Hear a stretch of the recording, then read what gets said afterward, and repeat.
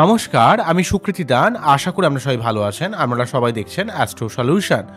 আজকে আমি আলোচনা করব যে 2025-এ কর্কট রাশির শনি ঢাইয়া শেষ হতে চলেছে এবং তার জন্য কর্কট রাশির ক্ষেত্রে কতটা শুভ ফল লাভ করবেন এবং কোন ব্যাপারে পরবর্তীকালে আপনাদের সাবধানতা অবলম্বন করতে হবে এবং পরবর্তীকালে আপনার যখন ঢাইয়া বা সাড়ে সাথী আসবে তার জন্য আপনারা এখন থেকে কি কি পন্থা অবলম্বন করবেন তা নিয়ে একটা দীর্ঘ আলোচনা করে নেব। মূল আলোচনা আসার আগে আপনি জানিয়ে রাখি অ্যাস্ট্রো সংক্রান্ত নিত্য টিপস পেতে আমার এই অ্যাস্ট্রো সলিউশন চ্যানেলকে সাবস্ক্রাইব করুন এবং পাশে থাকা বেল আইকনে ক্লিক করুন। চলে আসি মূল আলোচনায়। প্রথমেই বলবো, দেখুন আমাদের মধ্যেই একটা ছোট ইউনিভার্স রয়েছে। তো আপনার মধ্যে অসম্ভব ক্ষমতা রয়েছে। আপনি যদি নিজের ক্ষমতাকে অনুভব করতে পারেন তাহলে আপনি জীবনের সমস্ত ডিপ্রেশন, অ্যাংজাইটি, হতাশা সব কিছুকে কাটিয়ে উঠে জীবনের সার্বিক উন্নতির পথকে প্রশস্ত করতে পারবেন। তাই আপনার মধ্যে এই যে সার্বিক যে ক্ষমতা সেটা কিন্তু এখন থেকে দেখতে কিন্তু শুরু করতে হবে। যখনই আপনি নিজেকে খুঁজে পাবেন, নিজস্বতাকে ফিল করতে পারবেন এবং আপনার ক্ষমতাকে আপনি অনুধাবন করতে পারবেন, আপনার দ্বারাই জীবনে কোনো মহৎ কাজ সম্ভব হবে। আমি সুকৃতি দান। আজকে আমি আলোচনা করব 2025-এ কর্কট রাশির ক্ষেত্রে শনির যে ঢাইয়ার প্রভাব মুক্তি নিয়ে। কবে মুক্তি পাচ্ছে শনি? যখনই আপনারা জানেন যে ঢাইয়া আসে যখনই কোনোভাবে রাশি রেসপেক্টে, অর্থাৎ আপনার জন্মকালীন সময়ে চন্দ্র যে রাশিতে অবস্থান করে সেটা হচ্ছে আপনার জন্ম রাশি। রাশি থেকে আমরা মেন্টালিটিকে নির্ধারণ করি, আমাদের মন মানসিকতাকে নির্ধারণ করি। তাই জন্মকালীন সময়ে চন্দ্র যে ঘরে অবস্থান করে সেই ঘরে আপনার একটা প্রভাব কিন্তু থেকে যায়।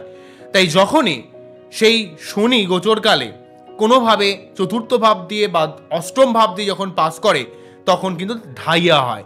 সিমিলারভাবে ঠিক আপনার রাশির পিছনের রাশি আপনার রাশির উপর দিয়ে এবং আপনার রাশির পরের রাশির উপর দিয়ে পাস যখন করে তখন কিন্তু সাড়ে সাথী হয়। এই নিয়ে পরবর্তীকালে আরও দীর্ঘ আলোচনা করব। আমি শুধুমাত্র আলোচনার স্পেসিফিকেশনটা রাখছি যে ক্যান্সার সাইন অর্থাৎ কর্কট রাশির ক্ষেত্রে শনির ঢাইয়ার প্রভাব মুক্তি যখনই শনি কিন্তু কুম্ভ রাশি থেকে রাশি পরিবর্তন করে মীন রাশিতে প্রবেশ করে গেল 29শে মার্চ 2025-এ যাবে যখন, তখনই কিন্তু আপনাদের অষ্টম ভাব থেকে নবম ভাবে চলে গিয়ে অর্থাৎ মীন রাশিতে চলে যাওয়ার জন্য আপনাদের ক্ষেত্রে কিন্তু শনি ঢাইয়ার প্রভাব মুক্তি কিন্তু ঘটবে। সেই ঢাইয়ার প্রভাব মুক্তি ঘটার জন্য কোন দিক থেকে আপনারা লাভ পাবেন? আপনাদের জীবনে সার্বিক চাপ, ডিপ্রেশন, অ্যাংজাইটি, ভালো না লাগা সব কিছু কিন্তু কেটে যাবে। মনের মধ্যে যে চাপ চলছিল, ভালো লাগছিল না, সব কিছুর মধ্যে একটা অধৈর্য ভাব ক্রিয়েট করছিল, সেই জায়গাটা কিন্তু চলে যাচ্ছে। জীবনের আপনার সার্বিক ঝামেলার একটা থেকে কিন্তু আপনি মুক্তি হবে।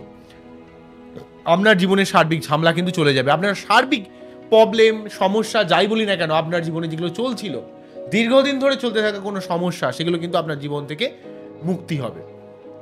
অন্য দিক থেকে আপনার মন মানসিকতার মধ্যে একটা পজিটিভ মেন্টালিটি তৈরি হবে।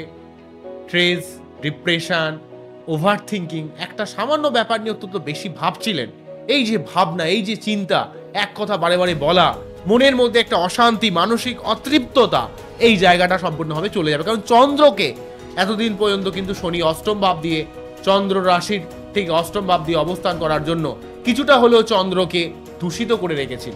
তার জন্য আপনার মনের মধ্যে অত্যন্ত একটা মানসিক চাপ, টেনশন, চিন্তার ব্যাপার কিন্তু ক্রিয়েট করছিল। সেই সার্বিক টেনশন, চিন্তা, আপনার জীবনের সার্বিক ঝামেলা কিন্তু দূরীভূত হবে। আপনি আপনার নিজের মুখের কথা প্রয়োগ করে আপনি অনেক কাজে কিন্তু সফল হবেন। আপনার যে সমস্ত ঘুমের সমস্যা চলছিল সেই ঘুমের সমস্যাটা থেকে আপনি কিন্তু অনেকটা মুক্তি পাবেন। আপনার ঘুম আসছিল না, বিভিন্ন টেনশন, চিন্তা, খরচের সমস্যা বেড়ে যাওয়া, আয় ব্যয়ের সামঞ্জস্য রক্ষা করা যে কঠিন হয়েছিল সেই জায়গাটাও কিন্তু অনেকটা চলে যাচ্ছে। আপনার ক্ষেত্রে কিন্তু আপনি খরচের ব্যাপারে কিন্তু আপনি অনেকটা লাগাম দিতে পারবেন এবং আপনার ঘুমের সমস্যা সার্বিকভাবে চলে যাবে। অন্য দিক থেকে আপনার ফ্যামিলি, পরিবার সংক্রান্ত যে সমস্যা বা মায়ের যে বিভিন্ন শরীর টরীর খারাপ যাচ্ছিল, মায়ের সঙ্গে হয়তো সমস্যা হচ্ছিল, ফ্যামিলি কেন্দ্রিক বা পরিবারের মেম্বারের অশান্তি থেকে শুরু করে পরিবার কেন্দ্রিক সার্বিক ঝামেলা আপনার জীবন থেকে চলে যাবে। মায়ের শরীর স্বাস্থ্যের ব্যাপারটা কিন্তু অনেকটা ঠিক হবে।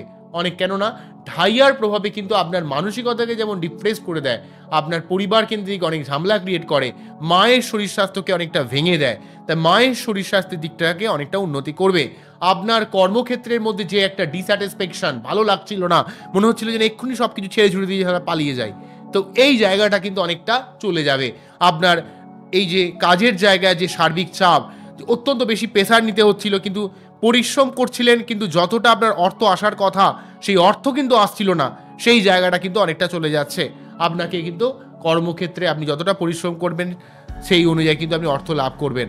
আপনার কর্মক্ষেত্রে ডিস্যাটিসফ্যাকশন জায়গা থেকে আপনার মুক্তি হবে, আর্থিক সমস্যা থেকে আপনার মুক্তি হবে, আপনার অনেকটা আপনি কিন্তু সেভিংস করতে পারবেন, দাম্পত্য সমস্যার অনেকটা মুক্তি কিন্তু ঘটবে, যেহেতু আপনার ক্ষেত্রে সপ্তমপতি সে কিন্তু অষ্টমভাবে থেকে কিন্তু এখানে দাম্পত্য জীবনে ছোটোখাটো ব্যাপারে আপনার সমস্যা ক্রিয়েট করছিল। আপনার কখনো কখনো হাড়ে ব্যথা, কোমরে ব্যথা, গাঁটে ব্যথা, ভালো না লাগা, একটু সেক্সুয়াল ব্যাপারটা থেকে একটা রিলাক্টেন্ট ভাব তৈরি করছিল, আপনার কোনো কিছু যেন ভালো লাগছিল না, সেই যে একটা অধৈর্য, সেই যে অস্থিরতা, সেই জায়গা থেকে কিন্তু আপনার সার্বিক একটা মুক্তি কিন্তু ঘটবে।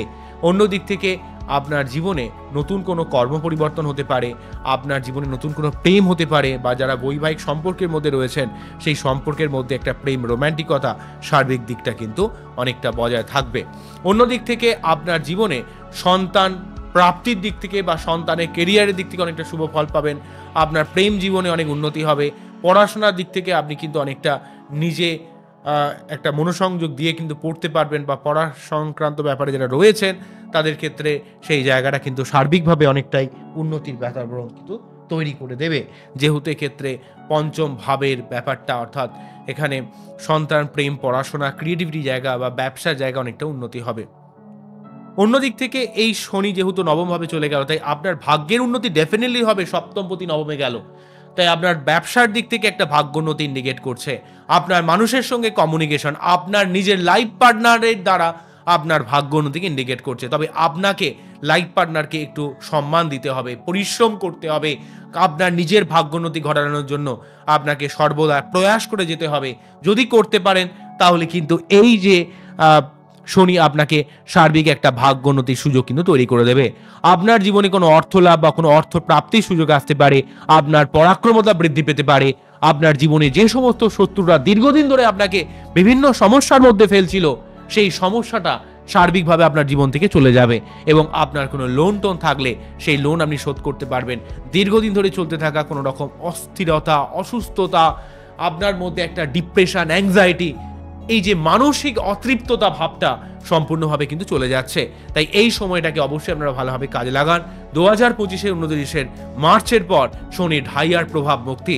কর্কট রাশি এমনিতেই অত্যন্ত ইমোশনাল, অত্যন্ত সেন্টিমেন্টাল, অত্যন্ত রেগে গেলে খিটখিট করতে থাকে এবং এক জিনিস নিয়ে বারংবার বলতে থাকে, এগুলো কিন্তু কর্কট রাশির মেন ধর্ম।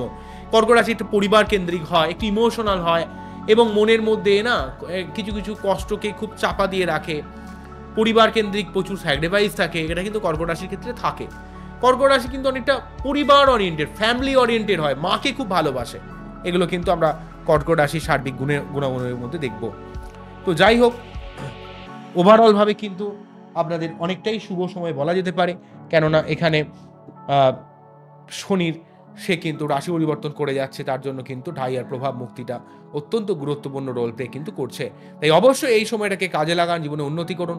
তবে শনি নবমভাবে রয়েছে, যেহেতু আপনার ক্ষেত্রে সপ্তমপতি এবং অষ্টমপতি, তাই আপনাকে কিন্তু মনে রাখতে হবে যে ভুলভাল ঝামেলা থেকে জড়িয়ে পড়লে কিন্তু হবে না। আপনার ঈশ্বর ভক্তি রাখতে হবে এবং প্রতি শনিবার নিরামিষ খেতে হবে, শনি মন্দিরে পুজো দিতে হবে। প্রতিটা মানুষেরই উচিত হচ্ছে শনিবার নিরামিষ খাওয়া, শনি মন্দিরে পুজো দেওয়া, এবং শনি মন্দিরে যদি আপনারা কোনো কালো তিল দান করতে পারেন, বা সর্ষে তেলের প্রদীপের মধ্যে কিছুটা কালো তিল দিয়ে দিলেন, এটা করতে পারেন। বা কোনো আর্ত দারিদ্র মানুষকে কোনো কালো বা নীল বস্ত্র যদি দান করতে পারেন, ঠিক আছে, এবং নিজেকে লাইফে ডিসিপ্লিন পথে অর্গানাইজ হয়েতে আপনাকে কিন্তু পরিশ্রম করে যেতে হবে, তাহলে কিন্তু আপনার জীবনে ডেফিনেটলি একটা উন্নতি সম্ভব হবে। বোঝা গেল কি বললাম? ওভারঅলভাবে কিন্তু কর্কট রাশির যে মানসিক চাপের জায়গাটা চলে যাচ্ছে, ফ্যামিলি কেন্দ্রিক ডিস্টারবেন্স, কর্মক্ষেত্র সংক্রান্ত সমস্যা, আর্থিক সমস্যা, এই জায়গাগুলো স্বাভাবিকভাবে চলে যাচ্ছে। তাই অবশ্যই এই সময়টাকে কাজে লাগান, অ্যাস্ট্রো সলিউশন দেখতে থাকুন। আমার এই অনুষ্ঠানটিকে আপনাদের কতটা ভালো লাগলো সেটা কিন্তু অবশ্যই আমাকে কমেন্ট সেকশনে জানাবেন। আবারও দেখা হবে নতুন কোনো ভিডিও নিয়ে। নমস্কার, থ্যাংক ইউ।